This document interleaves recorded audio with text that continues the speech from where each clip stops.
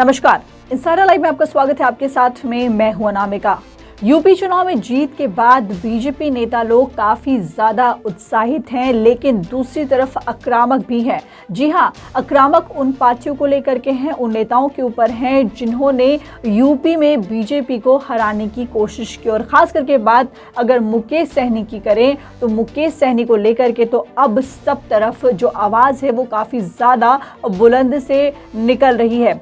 आपको बता दें कि भाजपा विधायक हरिभूषण ठाकुर बचौल ने तो सीधे सीधे मुकेश सहनी से इस्तीफे की मांग कर दी है, जम करके हमला बोला है और ये भी कहा है कि मुकेश सहनी का जो इतिहास है वो खत्म हो चुका है और उन्हें उनके अंदर जरा सी भी नैतिकता बची है तो उन्हें इस्तीफा दे देना चाहिए। जी हाँ, बीजेपी विधायक जो हैं वो इस्तीफे की अब मांग कर रहे हैं मुकेश सहनी से, जिसका अनुमान पहले भी लगाया जा चुका था कि मुकेश सहनी की हालत अगर बीजेपी जीत जाती है तो बहुत ज़्यादा खराब हो सकती है और उन्हें इस्तीफा देना पड़ सकता है। और ऐसा ही हुआ। देखिए, हर पार्टी जो होती है वो वोट बैंक की राजनीति ज़रूर करती है। मुकेश सहनी के पास में कहीं ना कहीं निषाद समाज का पूरा वोट बैंक है, लेकिन इस पर भी हरिभूषण ठाकुर बचौल ने साफ तौर पर कह दिया कि उनके पास और भी कई सहनी नेता हैं, जिनमें उन्होंने कुछ नाम भी गिनाए, अजय सहनी, मदन सहनी और कई बड़े नेता हैं। इसलिए इसका भी कोई खास असर पार्टी पर नहीं पड़ने वाला है।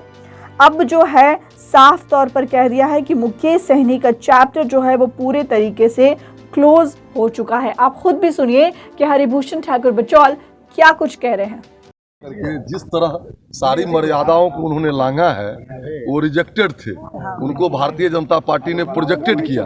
वो एमपी के चुनाव हार गए थे, एमएलए का चुनाव हार गए थे, फिर भी उनको मंत्री बनाया गया। और हमारे पार्टी में एक से एक सहनी समाज के नेता हैं, चाहे माननीय अर्जुन सहनी जी हो, माननीय अजय निषाद जी हो, चाहे माननीय जदयू में मदन सहनी जी हो, हरी सहनी जी हो, उनको नैतिकता के आधार पर इस्तीफा दे देना चाहिए।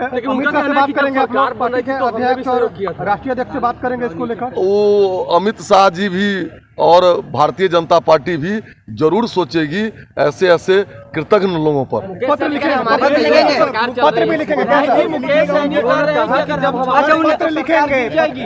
कहना है कि छोड़ देंगे तो सरकार गिर जाएगी। तो छोड़ के देखे ना, उनको पूजिए नहीं है, वो पूजिए नहीं है। उनका विधायक किसका है? सब एनडीए का विधायक है, सब हमारे विधायक है, हमारे साथ है। लालू यादव की विचारधारा उससे मैच करके उनकी विचारधारा को मानते हैं। क्या कहते पीठ में छुरा मार दिया, किस तरह की स्थिति में भारतीय जनता पार्टी ने उनका एमएलसी फिर जाएंगे, वो एमएलसी फिर बनेंगे, उनका खत्म हो रहा है। अब लगता तो कम चांस है, कम चांस है। सर, पत्र लिखेंगे क्या आप? नीतीश कुमार से मांग करेंगे कि उनको विधिवत मंत्रिमंडल से हटाया जाए? नीतीश जी से तो नहीं, लेकिन हम अपने पार्टी से मांग कर रहे हैं, खुलेआम मांग कर रहे हैं। ठीक है। तो बीजेपी विधायक की बात आपने सुनी और अब इनके समर्थन में कांग्रेस भी उतर गई है। जी हां, कांग्रेस के विधायक जो हैं वो भी मुकेश सहनी से इस्तीफे की मांग कर रहे हैं। तो आपको बता दें कि कांग्रेस विधायक राजेश राम ने भी मुकेश सहनी से इस्तीफे की मांग कर दी है और आप सुनिए कि कैसे और क्या कुछ कह रहे हैं कांग्रेस के विधायक। तरह से सरकार में रह के सरकार के लोग ही उनकी समर्थन से सरकार चल रही है और वो सरकार जब चल रही है उनकी समर्थन से तो उनको नैतिकता के आधार पर आज ही छोड़ देना चाहिए मुकेश सहनी के। वो जिस समुदाय से आते हैं, जिस वर्ग से आते हैं, उनकी वो संघर्ष करना चाहते हैं कि सरकार में हम उनकी उचित स्थान दिलाना चाहते हैं, उचित हक दिलाना चाहते हैं। तो यदि वो सरकार को हक दिलाने के लिए अपने लोगों को नहीं दे पा रहे हैं तो आज ही उनको इस्तीफा दे देनी चाहिए मुकेश सहनी को, यदि उनकी नैतिकता है तो वहीं मुकेश सहनी की पार्टी वीआईपी यूपी में बीजेपी को सत्ता से बेदखल करने का दावा कर रही थी, लेकिन चुनाव परिणाम कुछ और ही आए और फिर नतीजे पूरे तरीके से बदल गए। जी हां, आपको बता दें कि एक भी सीट जीतने में कामयाब नहीं रही मुकेश सहनी की पार्टी वीआईपी, एक भी सीट नहीं जीत पाई। यहाँ तक कि जिन सीटों पर मुकेश सहनी ने जीत का दावा किया था वहां वीआईपी को जमानत बचाना भी मुश्किल हो रहा है। लेकिन मुकेश सहनी का जो हौसला, कह सकते हैं कि मुकेश सहनी के हौसले अभी भी बुलंद है और उन्होंने ट्वीट किया है। ट्वीट में क्या कुछ लिखा है आपको बताते हैं।